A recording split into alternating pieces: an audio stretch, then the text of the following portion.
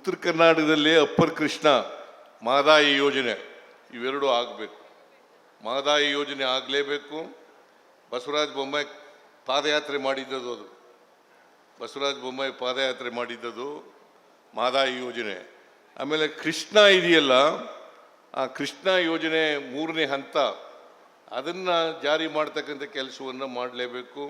ನಾನು ಬಸವರಾಜ ಬೊಮ್ಮಾಯಿ ಜೊತೆ ಮಾತಾಡಿದ್ದೀನಿ. ಅವರು ಸುಪ್ರೀಂ ಕೋರ್ಟ್ನಲ್ಲಿ ಕೇಸ್ ಇದೆ ಅಂತ ಹೇಳ್ತಾರೆ, ಸುಪ್ರೀಂ ಕೋರ್ಟ್ನಲ್ಲಿ ಕೇಸ್ ಇದೆ ಅಂತ ಹೇಳ್ತಾರೆ.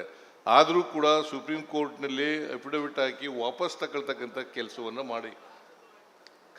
ಕಾನೂನು ಒಂದು ಸಾರಿ ಕೇಳಿ, ಕಾನೂನಿನ ಅಭಿಪ್ರಾಯದಂತೆ ಏನು ಹೇಳ್ತಾರೆ ನಮ್ಮ ಅಡ್ವೊಕೇಟ್ ಜನರಲ್ಲು ಅಥವಾ ಕಾವೇರಿ ಇದಕ್ಕೆ ಎಂಥದ್ದು ಕೃಷ್ಣ ಜಲ ಇದರಲ್ಲಿ ಅಪಿಯರ್ ಆಗ್ತಾರಲ್ಲ ಅಡ್ವೊಕೇಟ್ಸ್, ಅವ್ರ ಒಪಿನಿಯನ್ ತಗೊಳ್ಳೋಣ.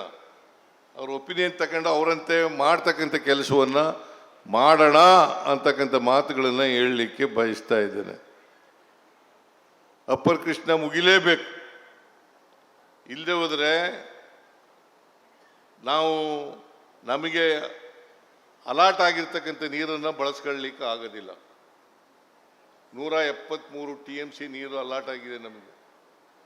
173 TMC ನೀರನ್ನು ಬಳಸ್ಕೊಳ್ತಕ್ಕಂಥ ಕೆಲಸವನ್ನು ನಾವು ಮಾಡಲೇಬೇಕು. ಅದಕ್ಕೋಸ್ಕರ ಅದನ್ನು ಮಾಡಬೇಕು. ಹಾವೇರಿ ಮಹದಾಯಿ ಯೋಜನೆಯನ್ನು ಕೂಡ ಮಾಡಬೇಕು. ಅದಕ್ಕೆ ಬಸವರಾಜ ಬೊಮ್ಮಾಯಿ ಅವರು ಆಸಕ್ತಿ ವಹಿಸಲಿ ಅಂತೇಳಿ ಅವರಿಗೆ ನಾನು ಒತ್ತಾಯವನ್ನು ಮಾಡಲಿಕ್ಕೆ ಬಯಸ್ತಾ ಇದ್ದೇನೆ. ಯಾಕಂತಂದರೆ ಅದರಲ್ಲಿ ಎನ್ವೈರ್ಮೆಂಟ್ ಕ್ಲಿಯರೆನ್ಸ್ ಆಗಬೇಕು. ಆ ಎನ್ವೈರ್ಮೆಂಟ್ ಕ್ಲಿಯರೆನ್ಸನ್ನು ಮಾಡಿಸ್ಕೊಡ್ತಕ್ಕಂಥ ಕೆಲಸವನ್ನು ಬಸವರಾಜ ಬೊಮ್ಮಾಯಿ ಅವರು ಮಾಡಲಿ ಅಂಥೇಳಿ ನಾನು ಈ ಸಂದರ್ಭದಲ್ಲಿ ಹೇಳಲಿಕ್ಕೆ ಬಯಸ್ತಾ ಇದ್ದೇನೆ. ಅದರಿಂದ ಇವತ್ತು ಏನೇನು ಅಭಿವೃದ್ಧಿ ಕೆಲಸಗಳಾಗಿದ್ದಾವೆ, ಆ ಅಭಿವೃದ್ಧಿ ಕೆಲಸಗಳನ್ನೆಲ್ಲ ನಾವು ಸರ್ಕಾರ ಮಾಡಬೇಕು, ಮಾಡ್ತದೆ ಅಂತನ್ನೋದು ಉದ್ದೇಶ ಏನಪ್ಪ ಅಂತಂದರೆ ಎಲ್ಲ ಅಸಮಾನತೆ ಹೋಗಬೇಕು, ಸಮಾಜದಲ್ಲಿರ್ತಕ್ಕಂಥ ಅಸಮಾನತೆ ಹೋಗಬೇಕು. ಎಲ್ಲಿವರೆಗೆ ಅಸಮಾನತೆ ಇರ್ತದೆ ಅಲ್ಲಿವರೆಗೆ ಸ್ವಾತಂತ್ರ್ಯ ಬಂದದ್ದು ಯಶಸ್ವಾಗಲ್ಲ. ಸ್ವಾತಂತ್ರ್ಯ ಬಂದದ್ದು ಯಶಸ್ಸಾಗಬೇಕಾದ್ರೆ ಅಸಮಾನತೆ ತೊಲಗಲೇಬೇಕು.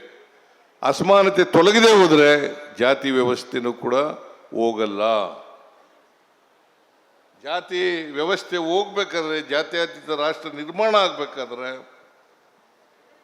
ಎಲ್ರಿಗೂ ಸಾಮಾಜಿಕ, ಆರ್ಥಿಕ, ಶೈಕ್ಷಣಿಕ, ರಾಜಕೀಯ ಶಕ್ತಿ ಬರಬೇಕು. ಅದು ಬಂದಾಗ ಮಾತ್ರ ಅರ್ಥ ಆಗ್ತದೆ. ಅದಕ್ಕೆ ನಾರಾಯಣ ಗುರು ಹೇಳ್ತಾ ಇದ್ರು,